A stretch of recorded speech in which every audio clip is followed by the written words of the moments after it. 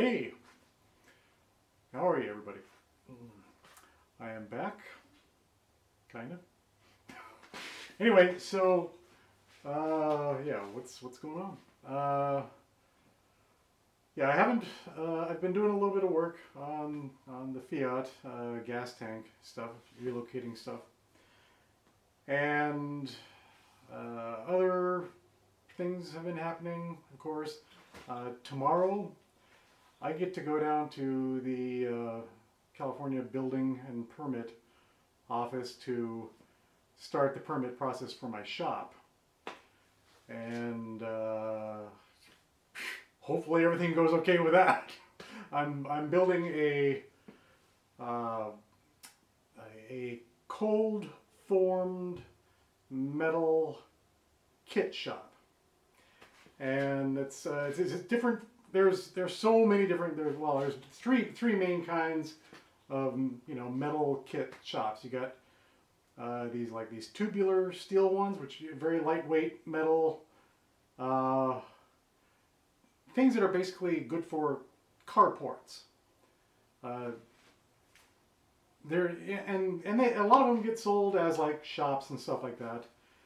And I don't think they're really strong enough, suitable enough for that kind of application. And then on the other end of the scale, you got these things called red iron buildings, which are big, huge, clear span buildings, like pole barn kind of things, and they're made out of red iron, which is like these basically big girder pieces, big I-beam pieces, up out of the ground, and those require significant foundation development and stuff like that. I'm like, okay, well, is there a middle case? And so what? These cold form steel buildings are sort of like halfway between them. So it's more doable, for kind of a DIY thing. Doesn't require like big piers or anything like that, like a red iron building. But you can just, bolt them down to a concrete slab. So that's what I'm going with, and I'm kind of nervous about it, but hopefully it'll all work out. And Zilly's back with us, as you see. So doing that tomorrow. One of the new things that I got that I've been without for like easily a decade or more is this thing behind me. This is a South Bend metal lathe. It's not the Heavy 10, which is a real popular kind of shop lathe. This is like a step below it. It's a 9-inch lathe, and it's fairly compact. It's not tiny, but it runs off 110. It's not as heavy as a Heavy 10, of course, and it's kind of a compromise to get this kind of lathe, because I wanted something a little bit larger. But I got it from it's like an estate auction, and it was covered in sawdust in the photos, and it was listed as a wood lathe. And it was just, this is one of these things where, you put in your high bid, like eBay or whatever. And I bid $100, and I won it. So, yeah, and this thing is really quite extraordinarily heavy for as diminutive as it is. Really solidly well built, rigid machine for this kind of thing. This was built in the 1930s, and it cleaned up quite easily, and it's just super mechanically. And I mean, I can't tell you how many times when I've been working on cars or motorcycles here, and I've been like, oh, I could do this. Well, wait a minute, I can't. I don't have a lathe. And I've had to kind of like jerry rig sort of lathe stuff uh, on the Shopsmith table saw thing and my drill press and stuff like that. And it's just, I just was not able to do the things that I want to do. And now I have. I have this, and I can sally forth and get more progress done on stuff. So yeah, what's in this lathe right now? Okay, well that's what this episode is all about. This is called Carl's Shifter, and on the XWeb Fiat forums, which kind of host my build threads. They do Lancia, Scorpions, Monte Carlos like I have, and all manner of old Fiats and stuff. Mostly X19s. That's kind of like what it's about. And Carl, he has an X19 that he's working on, and he's just been a fixture on the forum, and an older gentleman that is just he's a really neat character to read his posts and stuff like that. Anyway, the car that he got, someone had taken the shifter and made a short shifter out of it, so it's really short. And Carl was mentioning that these old 4-speed transmissions, they do need that kind of leverage that the stock shifter height gave them. And he didn't really like what he had, and he was like mentioning that his wife was starting to question his automotive parts purchases that are keeping arriving, and so anyway, I have this leftover shifter from a Fiat 128 that I took out, and I'm not using it. I'm using the Honda shifter for it with the Honda Fit drivetrain and all that stuff. So I was like, Carl, here's a 4-speed shifter out of my 128. And he's like, yeah, I don't know if I can use that because it's probably too long. And so I measured it, and it's like 10.5 inches. And the X19 ones, because it just it's a different setup. The shifter is up closer to you in the X19 versus on the 128. It's basically on the floor. So the X19 shifter is 7.5 inches. And I told Carl, I was like, dude, I'll make it any length you want it to be. And I'm doing this, out of the goodness of my heart. Well, I'm not going to charge him anything. Partly because what I'm doing this is sort of like, a test of, just using the lathe and seeing what it could do. I got this, this thing. This is a, God, now I'm on camera and I can't remember anything. It's basically a steady rest. No, that's exactly what it is. It's a steady rest. And it allows you to hold items that are too long to work on otherwise. And it holds them steady from one point to the other, and you can, lathe and machine things out, safely without, it not getting chucked up properly. Because when you chuck up a really long piece in a lathe, especially in a small lathe, it's hard to do it super accurately where the far end, if it's free, it doesn't kind of wobble up and down. And so this kind of just locks everything together and allows you to machine longer pieces. Why do I want to do that? I have to machine and figure out the drive shafts for both the Fiat 128 to mate with the Honda drivetrain half shafts, and the same thing in the Lancia. I need to do that with the SVX or the WRX 5-speed transmission stubs and the Lancia Scorpion Monte Carlo half shafts. And so everything, I need to be able to kind of do this work and do it accurately, and also because I need to initially kind of weld and piece those drive shafts together so that I can make sure that they're the right length, that the articulation works properly, and you know, they're not going to be permanent, but they're going to be useful for doing some testing, driving around and seeing how everything behaves before, just so I understand that the dimensions are right so that I can actually send those off and get made as, you know, full one-piece drive shafts, half shafts, whatever they are. And they come out of the side of the transaxle. Is that a half shaft or is that a drive shaft? They drive the wheels, so let's call them drive shafts. So anyway, this is Carl's shifter, and we're going to make that. So enjoy. I hope you do. Anyway, happy holidays. I'll talk to you later. Bye. In the world of machining, I guess you hear stuff all the time like, well, if you're not going to buy quality, then you shouldn't even buy it.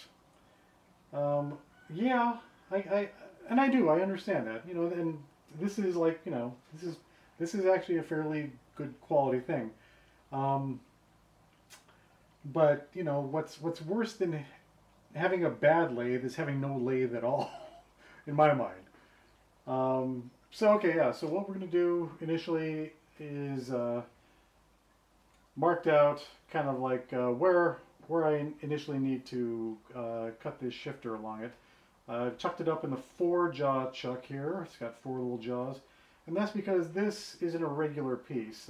It's, you know, it's got little flats and everything, and I'm driving it by the plastic, which isn't, you don't exactly want to do that, especially if you're doing a lot of heavy duty work, because you could screw up the interface between the plastic and the metal here, how it's kind of cast together. But all I'm doing is just some very light machining work. So yeah, these steady rests are kind of cool because, you know, they just open and close, kind of saving the bacon. And lock the thing down. They have these adjustable jaws for different diameter of metal. And yeah, so I mean, as it is, it's still a little wobbly on this end. I think this is an old shifter, and so maybe it's also just kind of tweaked along its length. But right now, all we're going to do is get it set up to just make a little marking ring around it to cut it with a bandsaw. Then we can part that off. And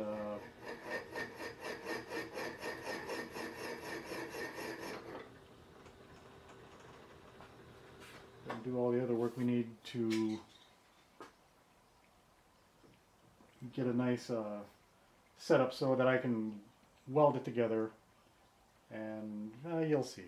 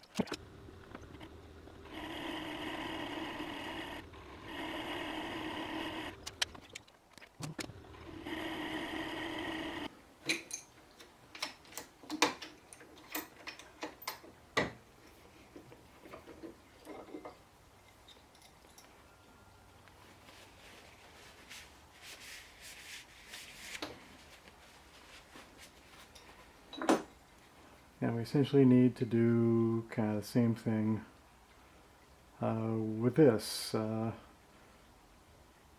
Neck this down and do a little taper on that. So we'll be right back.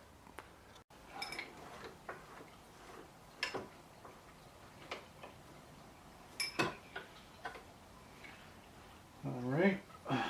4 jaw on to the 3 jaw.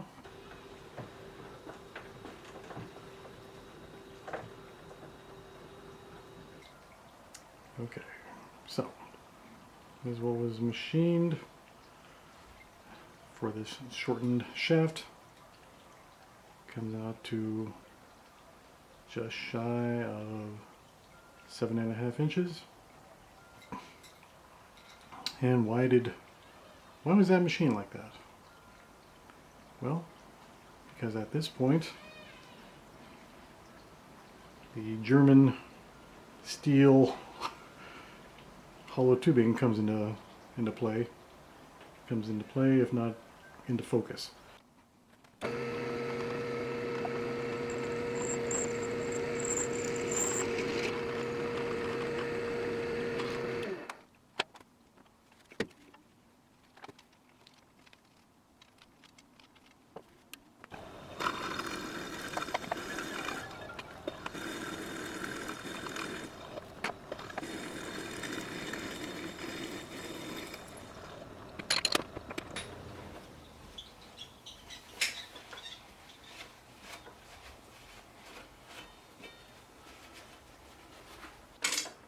Material.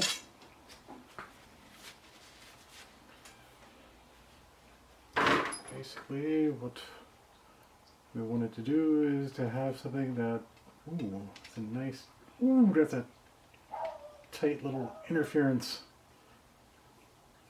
fit down this. Yeah, okay.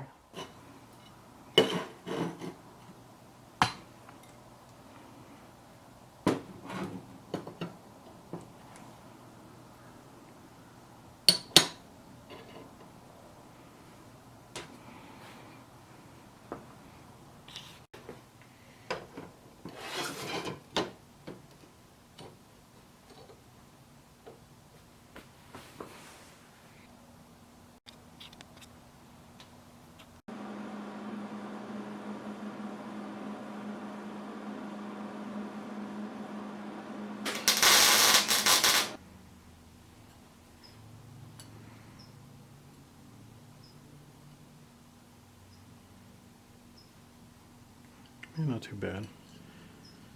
So, yeah, then this slides over that, and this gets welded onto that. I don't know if you saw this. I have a piece of flat copper sheet, and you slide over the threads to protect the threads from getting like weld spatter on them.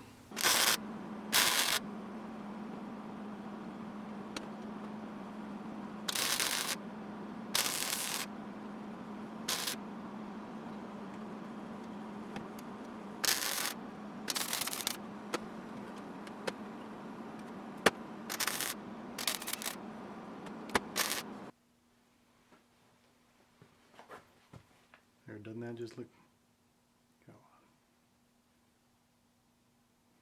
Doesn't that just look so pretty? Focus not on me, focus on the inanimate carbon rod.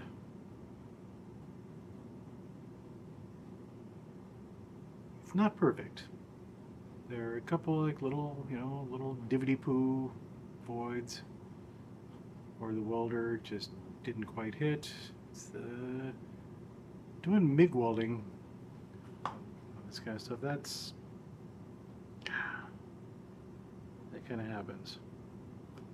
But it is pretty darn straight, which that can be a tricky thing when welding rods together. Anyway, so yeah, Carl, I hope you like your shifter. It should shift for you. Yeah.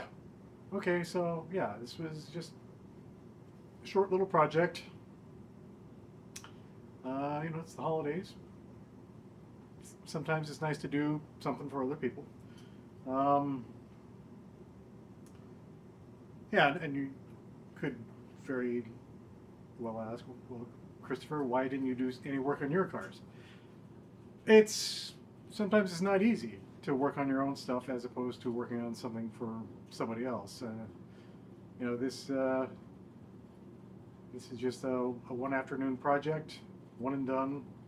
I don't have to think about it. I don't have to make choices for it. You know, this is just got the parameters, and boom, it's easy to knock out. Whereas when you're working on your own project, you're like, okay, is this how I want it?